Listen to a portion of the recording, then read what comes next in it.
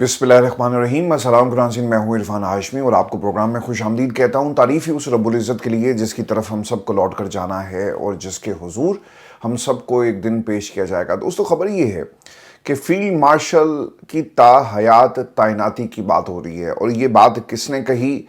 नवाज शरीफ और जरदारी साहब की क्या सियासत ख़त्म हो गई? क्या अब उनके आगे फुल स्टॉप लगा दिया गया? इसकी तफसील आपके सामने रखेंगे। और फिर पाकिस्तान की इस्टेब्लिशमेंट के करीब समझे जाने वाले सियासतदान और सहाफ़ी सोहेल वड़ाइच के कॉलम के बारे में क्या बता रहे हैं।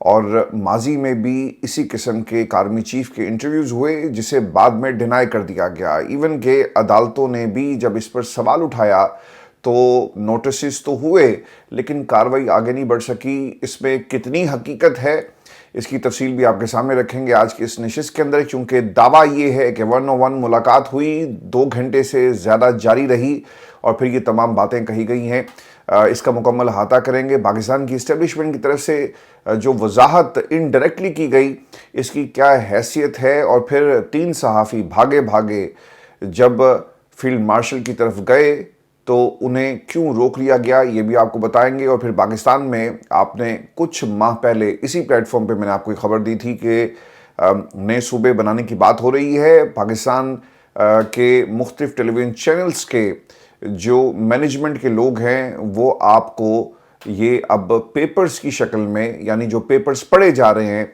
सूबों की अफादियत के हवाले से एक नया मिशन उनको देकर मैदान में उतारा गया है।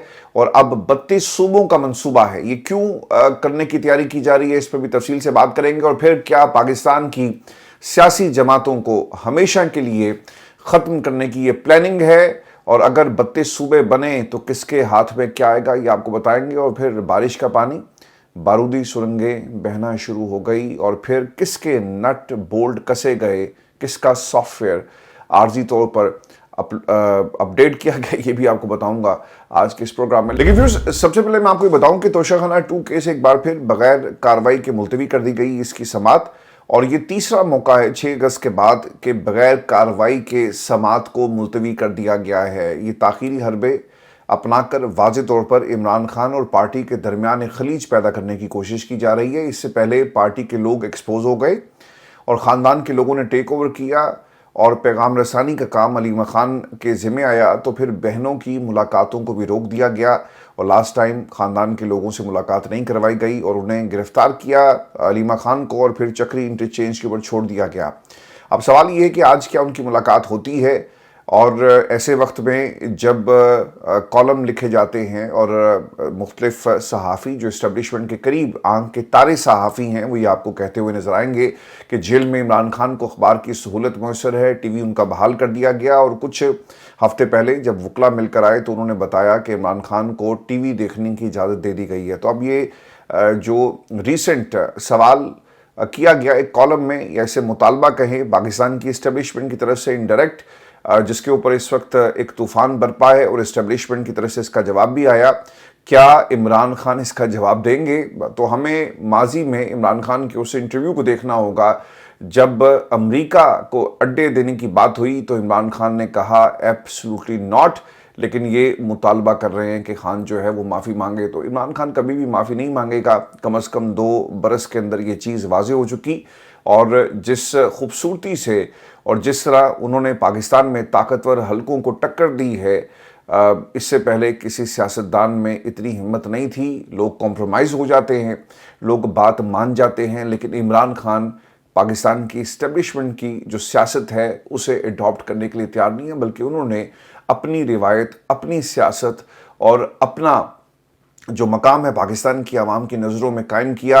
ये मकबूलियत ऐसे ही नहीं आई कुर्बानी देने से, ये मकबूलियत मिली है। इस मकबूलियत के अंदर इमरान खान की वो जदोजहद है इस आमरीत के ख़िलाफ़, और जिस जदोजहद को छोड़ने के लिए तैयार नहीं है। तो व्यूअर्स, आज मुलाकात का दिन है, देखना ये होगा कि ये मुलाकात करवाई जाती है या नहीं करवाई जाती। और जहाँ पर मुलाकात के हवाले से शकूक व शुबहात पाए जाते हैं, वहीं पर डिसऑन कर दिया जी सुहेल वड़ैच के इस इंटरव्यू को पाकिस्तान की इस्टेब्लिशमेंट की तरफ से, और ये डायरेक्टली नहीं हुआ बल्कि इनडायरेक्टली डिसऑन किया गया। इसमें 3 शख्सियात हैं जी। एक तो हैदर साहब हैं, कोई जो नुसरत जावेद का एक प्रोग्राम करते हैं। इसके अलावा हसन अयूब जो पाकिस्तान की इस्टेब्लिशमेंट के बहुत ही करीब समझे जाते हैं, और इसके साथ साथ फैसल वाडा जो पाकिस्तान की इस्टेब्लिशमेंट का ही प्रोजेक्ट है। उन्होंने इस इंटरव्यू के हवाले से ये कह दिया जी कि किसी की 1-on-1 मुलाकात नहीं हुई और ये सिर्फ झूठ का पलंदा है। और कोई अगर ये क्लेम कर रहा है, उनके अल्फाज क्या थे, ये कोट एंड कोट व्यूज मैं आपके साथ शेयर कर देता हूं जो उन्होंने इस्तेमाल किए। और इस मुलाकात के हवाले से कहा गया कि माफ़ी मांगने वाली बात सहाफ़ी की अपनी तजवीज़ है। इमरान खान से जो माफ़ी का मुतालबा किया जा रहा है, इसमें पाकिस्तान की इस्टेब्लिशमेंट ने कभी भी ऐसी बात नहीं की, और ये आपकी अपनी तजवीज़ हो सकती है, इसमें इस्टेब्लिशमेंट का कोई मुतालबा नहीं है। फिर फील्ड मार्शल इस तरह की बात नहीं कर सकते।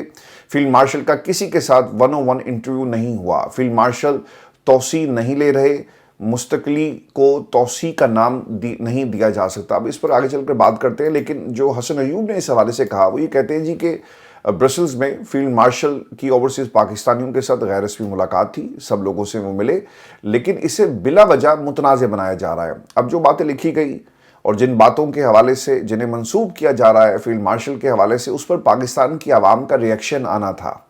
और ये लोगों के लिए भी सरप्राइज़ है कि जो इंटरव्यू जिसकी इजाज़त दी गई, जो सवालात पूछकर जिनको एक कॉलम की शक्ल में छापा गया कि इस वक्त पाकिस्तान की इस्टेब्लिशमेंट क्या सोच रही है इमरान खान को लेकर, कि इसके ऊपर इस किस्म का रिएक्शन आएगा और लोग इसे वेलकम नहीं करेंगे बल्कि सवालात पूछेंगे कि आपका 10 साल तक पाकिस्तान में रुकने का प्रोग्राम है, मईशत को ठीक करने का आपने जो बेड़ा उठाया अब आप ही ठीक करेंगे, और पाकिस्तान की जो हुकूमत है वो सिर्फ कहीं दूर बैठकर तमाशा देखेगी। अब ये जो दरार डलती हुई आपको नज़र आ रही है, और एक पेज पर फटने की जो बात हो रही है, एक पेज पर होने और इसको फटने का जो मंजर पेश किया जा रहा है, इसमें व्यूअर्स कहीं ना कहीं इन इंटरव्यूज़ का भी हाथ है। और अब तो खैर सहाफ़ी प्रोग्राम्स में खुलम खुला ये कह रहे हैं कि भाईजान जी हुकूमत सानू दी है, असी अम चुपन वास्ते आम खाने के लिए तो नहीं हम बैठे हुए, बल्कि हमारी जो पॉलिटिकल स्पेस है हम इससे खुश नहीं हैं, और जो स्पेस हमने आपको दी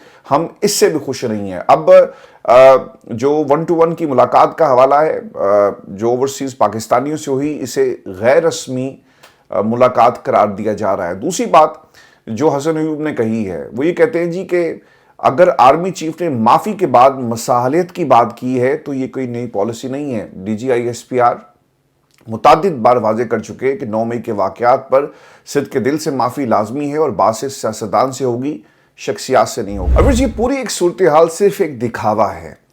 DGISPR से माजी में जब भी सवाल हुआ 9 मई के हवाले से, तो उन्होंने कहा जी कि अदालतें जाने, पाकिस्तान की हुकूमत जाने, सियासतदान जाने, हमने किसी से बात नहीं करनी और ना ही हम बात करने के लिए तैयार हैं। अभी जो पाकिस्तान की हुकूमत है, ये मरहून मिन्नत हैं इस्टेब्लिशमेंट के, क्या इनकी औकात है कि वो इस्टेब्लिशमेंट के ख़िलाफ़ जाकर इमरान खान से बात कर सकें, जेल के दरवाज़े खुलें? यहाँ तो जेल के दरवाज़े आप सेनेटर इजाज़ के लिए नहीं खोलते। यहाँ पर जो दरवाज़े थे वो या सादिक ने कोशिश की, वो दरवाज़े भी नहीं खुले, कमेटीज़ बनाई गई, उनका क्या हाल हुआ वो आपके सामने है। तो ये सिर्फ एक दिखावा है, इससे ज़्यादा कुछ नहीं है। और फिर जो फील्ड मार्शल से सहाफ़ी मिलते या नहीं मिलते, नुसरत जावेद साहब का जो शो था उसमें अदनान हैदर आपने देखा होगा, एक होस्ट जो है वो अक्सर उनके क्लिप सोशल मीडिया के ऊपर वायरल होते हैं और उसके ऊपर तनकीद भी होती है और लोगों का एक रिएक्शन आपने देखा होगा। अब उसमें उन्होंने क्या कहा, ये कोट अनकोट ये कहते हैं कि मैं यानी अदनान हैदर, समर अब्बास और हसन अयूब लोगों को चीरते हुए आर्मी चीफ की तरफ गए, तो उन्होंने कहा तुसी कौन? हमने कहा हम सहाफ़ी। तो उन्होंने कहा कि जाओ, आपसे मेरा कोई लेना देना नहीं है। तो ये उन्होंने अपने हवाले से कहा। हाँ, ये जो लेवल है, ये जो टियर है सहाफ़ियों का, इसमें भी रैंक है ना, तो इनका एक्सेस नहीं होगा। लेकिन सुहेल वड़ैच साहब के कॉलम से आपको ज़रूर इसका जवाब मिलेगा कि उन्होंने भी इस मुलाकात के लिए कई दफ़ा मोहसिन नकवी साहब को कहा और फिर जाकर उनको ये एक्सेस जो है वो दिया गया। और जहाँ तक फील्ड मार्शल साहब की तकर्री का मामला है, उससे ये भी मैं आपके साथ शेयर कर दूँ, फैसल वाडा साहब ने इस हवाले से क्या, पाकिस्तान की इस्टेब्लिशमेंट किस किस को रगड़ा लगाने की तैयारी कर रही है और किस किस को रगड़ा लगेगा, اس کا جواب دینے سے پہلے ایک چیز آپ نے یاد رکھنی ہے کہ اس قسم کے انٹرویوز جب ملاقاتیں ہوتی ہیں ان کو آپ ریکارڈ تو نہیں کر سکتے. آپ نے کچھ سوالات پوچھے اور آگے سے اس کا جواب آ جاتا ہے. اور اگر کوئی ثابت یہ کرنا چاہے، مثال کے طور پر سہیل وڑائی صاحب کے خلاف برطانیہ کی کسی عدالت میں کیس ہو جاتا ہے کہ ثابت کرو کہ آپ کی ملاقات ہوئی، ثابت کرو کہ یہ باتیں میں نے کہی، اور پھر آپ کے پاس کوئی ہارڈ ایویڈنس نہیں ہوگا اور آپ کیس ہار جائیں گے. تو یہ ملاقات جو بتائی جا رہی ہے اس کو ثابت کرنا شاید ان کے لیے اتنا آسان نہیں ہوگا. اس بنیاد کے اوپر یہ آپ نے کنٹروورسی جو ہے وہ دیکھی کہ 3 4 5 لوگ آ کر وہ کہتے ہیں کہ جناب کوئی 1 on 1 ملاقات نہیں ہوئی اور منسوب جو کیا جا رہا ہے یہ صرف جھوٹ کا پرندہ. یہی کہا. میں آپ کو نا اس کی ایک ایگزامپل اور دیتا ہوں. ماضی میں آرمی چیف جو قمر جاوید باجوہ صاحب تھے، ان کی کتنے صحافیوں سے ملاقات ہوئی. وہ ایک میتلا صاحب تھے، پھر پاکستان میں جاوید چودھری، اور انہوں نے کئی لوگوں کو انٹرویوز دیے. اور کیونکہ وہ جو ان کا حلف ہے اس کے خلاف ورزی انہوں نے کی تو بعد میں جناب سارے مکر گئے. اور پھر پاکستان میں ایک عدالت کے اندر کیس بھی چلا، نوٹسز ہوئے، لوگوں کو بلایا گیا، لیکن ان نوٹسز سے آگے وہ کیسز نہیں بڑھے. کیونکہ جن لوگوں نے ملاقاتیں کی ان کے پاس کوئی ثبوت نہیں تھا، جن لوگوں نے ملاقاتیں کر کے انٹرویوز کیے ان کے پاس بھی کوئی ثبوت نہیں تھا کیونکہ وہ ریکارڈ نہیں کر سکتے تھے. تو اس طرح کے انٹرویوز یادداشتوں کی شکل میں، یا پھر جو پیغام آپ نے جس کو پہنچانا ہوتا ہے اور پھر اس کو جو چیک کیا جاتا ہے، اس قسم کے انٹرویوز کے ساتھ یہ کام لیا جاتا ہے. لیکن آج اگر کوئی مکر رہا ہے یا پھر کوئی کہہ رہا ہے کہ ایسی کوئی ملاقات نہیں ہوئی تو صرف ایک اٹر کنفیوژن پھیلانے کے لیے یہ تمام باتیں کی گئی، کیونکہ ریئیکشن بہت ہی خطرناک قسم کا آیا اور جس انداز سے جو الفاظ کا چناؤ تھا اس کے اوپر لوگ جو ہیں وہ تنقید کر رہے ہیں. اب آ جاتے ہیں کہ رگڑا کس کو لگے گا. فیصل واڈا کہتے ہیں کہ جو ماضی میں بھی فوج کی بدنامی کا باعث بنے وہ بھی رگڑے جائیں گے. اب ندیم ملک صاحب نے اس کے اوپر سوال کیا کہ زرداری صاحب اینٹ سے اینٹ بجا دیں گے. نواز شریف صاحب کیا کہتے تھے کہ جنرل باجوہ تمہیں جو ہے حساب دینا ہوگا، جنرل فیض آپ کو حساب دینا ہوگا. یہ الفاظ تھے. کیا ان کا بھی احتساب ہوگا؟ دیکھیں جی، جنرل فیض کا کورٹ مارشل ہو گیا اور رگڑا ان کو لگ رہا ہے. فیصلہ کب آتا ہے؟ کچھ دنوں کی بات ہے، وہ بھی فیصلہ باہر آ جائے گا. لیکن فیصل واڈا کا کیا جواب تھا کہ نواز شریف زرداری کے لیے الگ قانون ہے، سب کے لیے ایک ہی قانون ہے، یعنی ان کو بھی رگڑا جو ہے وہ لگے گا اگر یہ ہماری بات نہیں مانیں گے. تو دیکھیں پاکستان میں سیاسی جماعتیں جی اس وقت جو اس وقت حکومت میں 2 ہی جماعتیں ہیں نا، اور کس سیاستدان کی بات ہو رہی ہے جسے رگڑا لگے گا؟ نواز شریف کو رگڑا لگے گا، زرداری کو رگڑا لگے گا، ان کے بچوں کو رگڑا لگے گا، اور کس کو رگڑا لگنا ہے؟ تو یہ دونوں شخصیات اب سیاست سے مکمل طور پہ مائنس ہو چکی ہیں.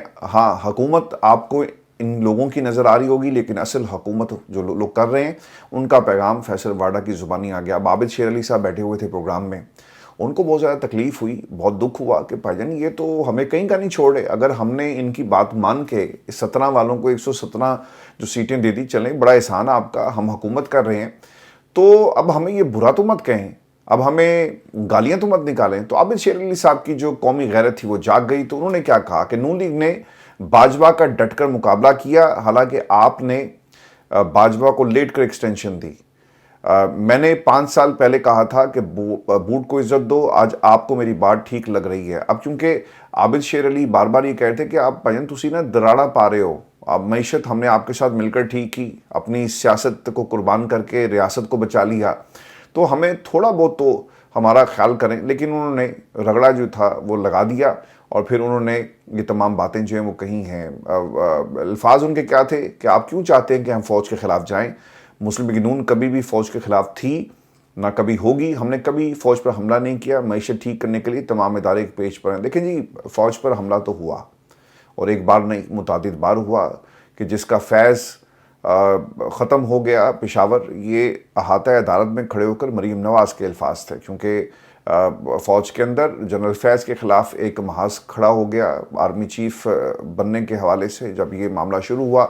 پھر قمر جاوید باجوہ، انہوں نے جاتے جاتے ایکسٹینشن کی کیونکہ کہانی تھی، انہوں نے اپنا مطلب نکالنا تھا. وہ مطلب نکلنے تک وہ ان کو ڈراتے رہے. جب مطلب نکل گیا، پھر مطلب نکلنے کے بعد انہوں نے سفارشیں کہیں یا پھر کمپرومائز کہیں. جنرل باجوہ کے خلاف تو کارروائی نہیں کی، لیکن کم از کم وہ جو محاذ تھا وہ انہوں نے کھول کے رکھا. اس سے پہلے بھی یہ محاذ کھلا رہا، چونکہ جب انہیں سوٹ کرتا ہے نا تو یہ انقلابی بن جاتے ہیں، جب انہیں سوٹ کرتا ہے یہ جمہوری بن جاتے ہیں، جب انہیں سوٹ کرتا ہے تو یہ اینٹی اسٹیبلشمنٹ کا بیانیہ اپنا لیتے ہیں. تو اس وقت انہیں یہ سوٹ کر رہا ہے کہ جو بیٹی ہے اس کی حکومت چلتی رہے اور یہ جو ٹرانزیشن ہے پنجاب میں اسے مکمل کیا جائے. تو نون لیگ ایک ٹرانزیشن پیریڈ سے گزر رہی ہے اور یہ سیاست کی جو وراثت ہے اس کی منتقلی کا یہ معاملہ ہے.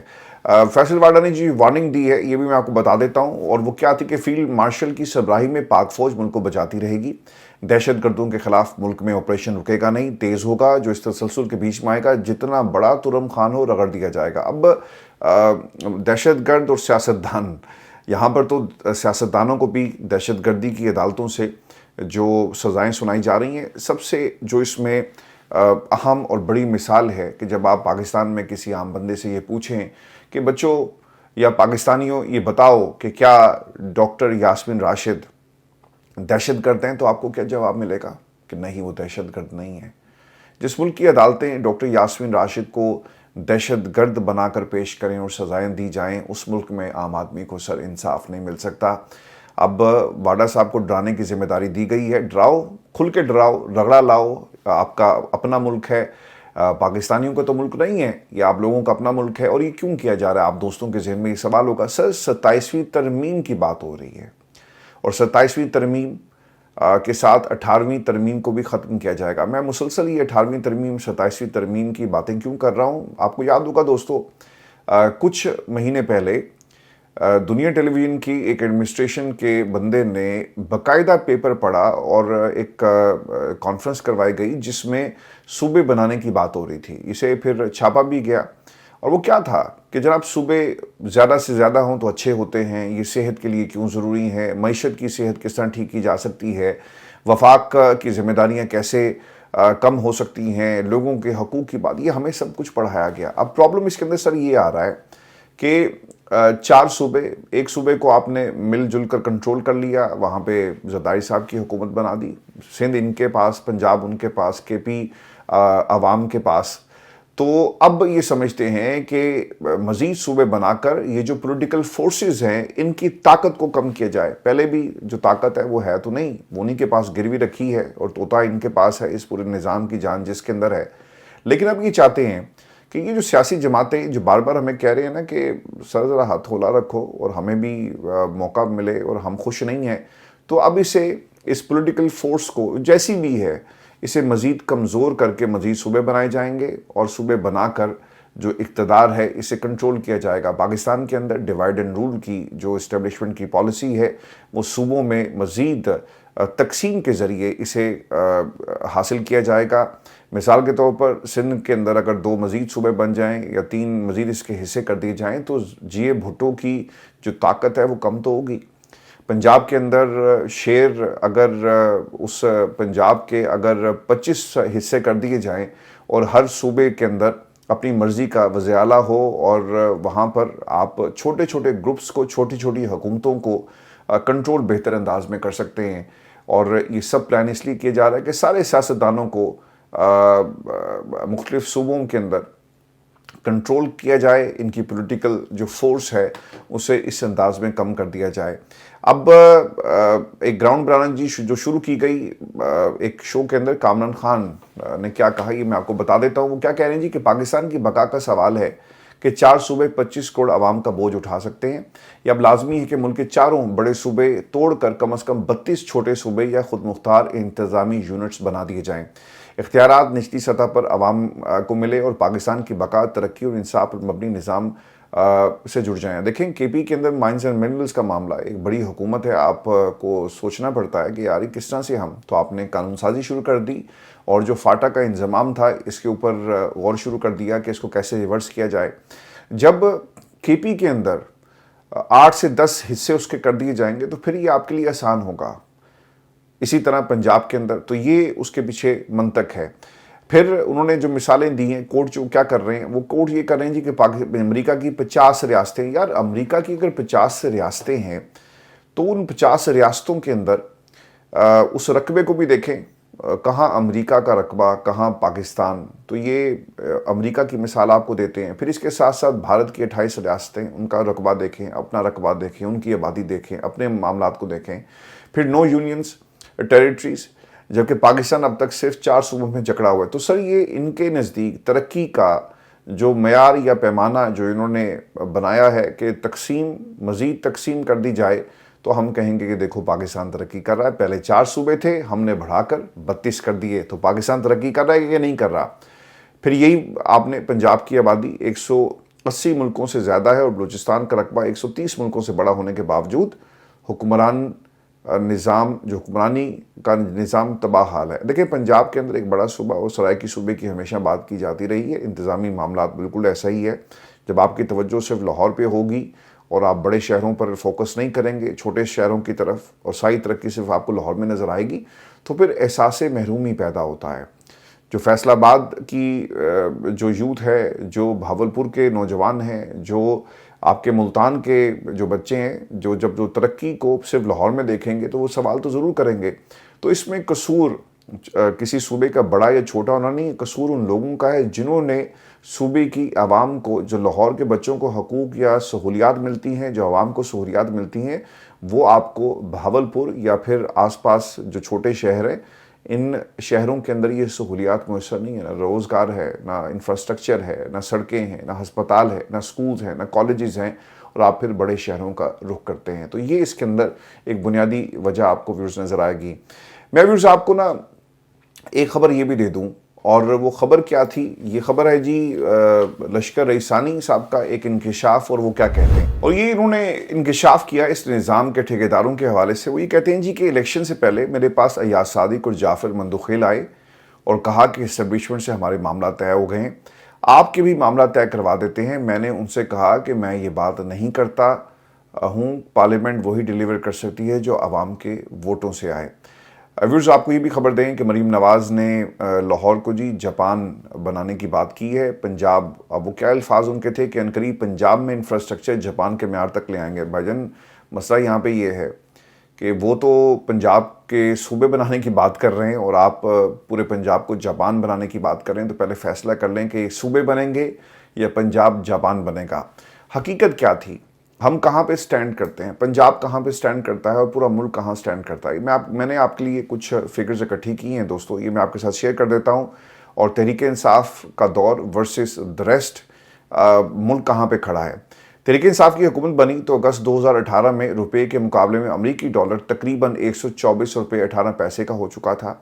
ختم ہوئی تو یہ 184 پر چلا گیا. آج ڈالر سر 282 کا ہے. آپ نے سنا ہوگا کہ ڈالر آیا، ڈر آیا تو ڈالر ڈر گیا. یہ ان کے ایک مقبول جملے تھے جنہوں نے کہے، وہ عوام میں مقبول نہیں ہو سکے، لیکن ان کا یہ خیال تھا کہ شاید یہ مقبول ہو جائیں گے کہ ڈار سے ڈالر جو ہے وہ ڈر گیا. پھر اپریل 2022 میں 1 کلو چینی کی قیمت 86 روپے 62 پیسے تھی. یہ خان صاحب کے دور کی میں بات کر رہا ہوں. پھر اپریل 2022 میں آٹے کی 20 کلو تھیلے کی قیمت 1172 روپے تھی. آج کیا ہے؟ گلی محلوں کی پرچون دکانوں پر بھی چینی 200 روپے فی کلو فروخت ہو رہی ہے. 20 کلو آٹے کا تھیلا آپ کو کتنے میں ملے گا؟ 1500 سے 2000 روپے تک میں دستیاب ہے. یہ بھی ریٹ سر اس سے زیادہ ہے، یہ 2000 روپے میں بھی آپ کو تھیلا نہیں ملتا، اور پھر جو آٹا ہے وہ کھانے کے قابل نہیں ہے. پھر 1 لیٹر پیٹرول کی قیمت 149 روپے 86 پیسے تھی. آج 267، 270، 271، یہ ریٹ جو ہے اوپر نیچے فلکچویٹ کر رہا ہے. پھر پی ٹی آئی کی حکومت ختم ہوئی تو اس وقت ملک پر کل 34,000 ارب کا قرضہ تھا. ٹھیک ہے، آپ نے کہا جی کہ سب کچھ ہی کھا گئے. آج کیا جی 75,000 ارب کا، یعنی ان 3 برسوں میں 31,000 ارب کا قرضہ لیا گیا، اور سب کچھ عمران خان بڑا غرق کر کے چلا گیا بقول آپ کے. پھر مارچ 2022 میں تجارتی خسارہ 3.5 ارب ڈالر تھا، اب 26 ارب ڈالر تک یہ بڑھ گیا ہے. سر ہماری اکانومی نہیں ہے، ہماری انڈسٹری کام نہیں کر رہی. یہ بات بہت لمبی ہو جائے گی، لیکن میں آپ کو جاتے جاتے ایک بات بتاؤں کہ زر مبادلہ کہاں تھے؟ سرکاری ذخائر 14 ارب 24 کروڑ 32 لاکھ ڈالر کی سطح پر آ گئے، جبکہ یہ اپریل 2022 میں 17 بلین ڈالر سے زیادہ تھے. یہ فیکٹس ہیں، یہ کوئی گھر میں بیٹھ کے بنائے نہیں گئے، یہ وہ فیکٹس ہیں جو آپ کو ان کے اپنے ریکارڈ سے ملیں گے. میں پھر آپ کو ایک خبر یہ بھی دے دوں، اور یہ کوئکلی اس پہ ہم بات کر لیتے ہیں جاتے جاتے. اور خبر سر یہ ہے کہ یحییٰ افریدی صاحب جو چیف جسٹس ہیں، ان کی صدارت میں جی ایک اجلاس ہوا، اور قومی عدالتی پالیسی ساز کمیٹی کا یہ اجلاس تھا جس میں تمام ہائی کورٹس اور چیف جسٹس کے لیے انہوں نے کوئی ایک ایس او پیز کی منظوری دی ہے. اب اس میں جو سب سے اہم نقطہ ہے وہ یہ تھا کہ جب کسی پر پریشر آئے گا तो उसने उस प्रेशर को 24 घंटे में यानी शिकायत जो है वो दर्ज करवानी है। ठीक है, शिकायत करने वाले जज के वकार को हर सूरत में मलहूज़े खातिर रखा जाएगा और बैरूनी मुदाखलत की जज की शिकायत पर फैसला 14 रोज़ में किया जाएगा। भाईजान, यहाँ पर इस मुल्क में वो 6 बेचारे जजेस जिन्होंने ख़त लिखकर अपने ऊपर होने वाले जुल्म की कहानी दुनिया को सुनाई, आपसे पहले जो इस सीट पर बैठे हुए थे उनको बताया क्या हुआ उस ख़त का, क्या किया आपने इसने, आपने पूरा निज़ाम ही चेंज कर दिया। उन्होंने कहा ठीक है, आइंदा के बाद तो इन SOPs की और इन जजेस की सर कोई हैसियत नहीं है। और फिर इसमें जो सबसे बड़ा और अहम नुक्ता है कि आपने इलेक्शन ट्रिब्यूनल्स में आपको जो फैसला है वो 180 दिनों के अंदर आपने सुनाना है, लेकिन मुल्क में इलेक्शन ट्रिब्यूनल्स काम नहीं कर रहे। क्यों नहीं कर रहे? पहले बुलाकर पूछे ना इन जजेस से। और जिन जजेस ने, जो बाज़मीर जजेस थे जिन्होंने कहा कि फ्रेंजिक होगा, सवाल करेंगे, पूछेंगे, फॉर्म 45 लेकर आओ, दिखाओ, कंपैरिजन होगा, आपने पूरे निज़ाम को बदल दिया, उनकी छुट्टी करवा दी। और आपने एक चीफ जस्टिस को हाई कोर्ट से उठाकर सुप्रीम कोर्ट लेकर आ गए कि जनाब ये हमारी बात नहीं मानता और उसको सिस्टम से हटाने की बात करें। और अब 27वीं तरमीम में जजेस के तबादले भी होंगे। तो याही अफरीदी साहब, सर तुसी ते रह नहीं दो, जब जो आपने सिस्टम के अंदर बारूदी सुरंगें बिछाई हैं ये अब एक एक करके फट रही हैं और इसका नुकसान पाकिस्तान की आवाम को। अभी जाते जाते आपको मैं 2 खबरें दे दूं। एक तो दराय पूंछ में तुगयानी के बायस लाइन ऑफ कंट्रोल के पास जो इंडियन और पाकिस्तानी टेरिटरी है, जो माइंस बिछाई गई थी, जो धमाका खेज मवाद बिछाया गया था, अब बता रहे, अब जो रिपोर्ट्स आ रही हैं जी मुख्तलिफ मकामात पर उनको देखा गया, वो बहकर आ गया है, तो इंसानी जानो माल को ख़तरात जी रिपोर्ट हो रहे हैं। ज़राई इंतज़ामिया और मुतल्लिक़ा इदारे इस सूरत हाल पर कड़ी नज़र रखे हुए हैं और हिफाज़ती इक़दामात जारी हैं और इस मवाद को बहुत सारी जगहों से डिफ्यूज़ भी किया गया है। और मैं आपको ना जाते जाते पाकिस्तान में अफसर शाही की एक मिसाल और कुछ वीडियोज़, कुछ तस्वीरें मैं आपको दिखा देता हूँ। और आप देख सकते हैं रावलपिंडी से एक तस्वीर वायरल हुई है जिसमें बड़ी तादाद में वीगो डाले खड़े हैं। हकीकत में ये कोई शोरूम नहीं है, बल्कि खरबों डॉलर कर्जे के बोझ तले पाकिस्तान के शहर रावलपिंडी के कमिश्नर ऑफिस की पार्किंग लॉट है, जिसमें ब्यूरोक्रेट्स के वीगो डाले खड़े हैं जो कि एक मीटिंग में शिरकत के लिए आए हैं। तो जो मुल्क करोड़ों रुपया आप सिर्फ जापान जाने पर खर्च करें और पाकिस्तान में ब्यूरोक्रेट्स को आप फैसिलिटेट करने के लिए पाकिस्तान की आवाम का पैसा इस्तेमाल करें, सर उनके हालात ऐसे ही होते हैं। वहाँ पर इस्टेब्लिशमेंट राज करती है और आप जैसे लोग उनका अलाकार बनकर भी राज करते हैं और सिर्फ पाकिस्तान की आवाम खजल ख्वार होती है। और यही हमारे वतन के साथ, हमारे पाकिस्तानियों के साथ हो रहा है। अपना ख्याल रखिएगा। इजाज़त दीजिए, जाते जाते आपको व्यूअर्स ये भी बता दूं कि इरफान हाशमी टॉक्स मैं बहुत सारी माज़रत चाहता हूं, मैं उसको रेगुलर नहीं कर सका, अपनी सेहत की वजह से कुछ ऑपरेशन मसाइल भी थे, लेकिन ये सिलसिला हमने दोबारा शुरू किया है। आपने जाकर उस चैनल को ज़रूर सब्सक्राइब करें। एक नेक मकसद के लिए इसको हमने बनाया, तो उसमें हिस्सा डालें और इरफान हाशमी टॉक्स को आप ज्वाइन कर सकते हैं, सब्सक्राइब करें और इरफान हाशमी ऑफिशियल को भी जाकर आप जो मेंबरशिप है इसकी ज्वाइन करें। और अगर आप मेंबरशिप को ज्वाइन करेंगे, एक बहुत ही नॉमिनल सी उसकी फ़ीस है, तो मेरी कोशिश होगी कि एक डायरेक्ट इंटरेक्शन और आपके लिए जो मेंबरशिप जो जिन दोस्तों ने ली होगी, एक्सक्लूसिव हम वीडियोस बनाएं और ये सिर्फ आप लोग ही एक्सेस कर सकेंगे, जिसमें आपके सवालात होंगे, हमारा डायरेक्ट जवाब होगा और इंशाल्लाह ये सिलसिला हम मज़ीद इसको जो है वो आगे बढ़ाएंगे। अपना ख्याल रखिएगा। व्हाट्सएप चैनल जी हमारा ऑन हो गया, अब आपको रेगुलर लिंक्स भी व्हाट्सएप चैनल के ऊपर जो है वो मिलना शुरू हो जाएंगे। और अगर आप चाहें तो आप व्हाट्सएप चैनल के ऊपर जो है वो कॉल भी कर सकते हैं। मैं जाते जाते जो है आपको ये जो नंबर है ये भी आपके सामने रख देता हूँ, अगर आप नोट करना चाहें 07, अगर आप यूके से हैं तो 07, और अगर आप बाहर से कॉल कर रहे हैं या आप अपना मैसेज भेजना चाहते हैं तो 004474274248। मैं दोबारा रिपीट कर देता हूँ, 004474274248 ये हमारा नंबर है। आप मैसेज भेजिए, सवालात भेजिए, उसे प्रोग्राम में ज़रूर शामिल करेंगे। इजाज़त दीजिए, अल्लाह ने के बाद।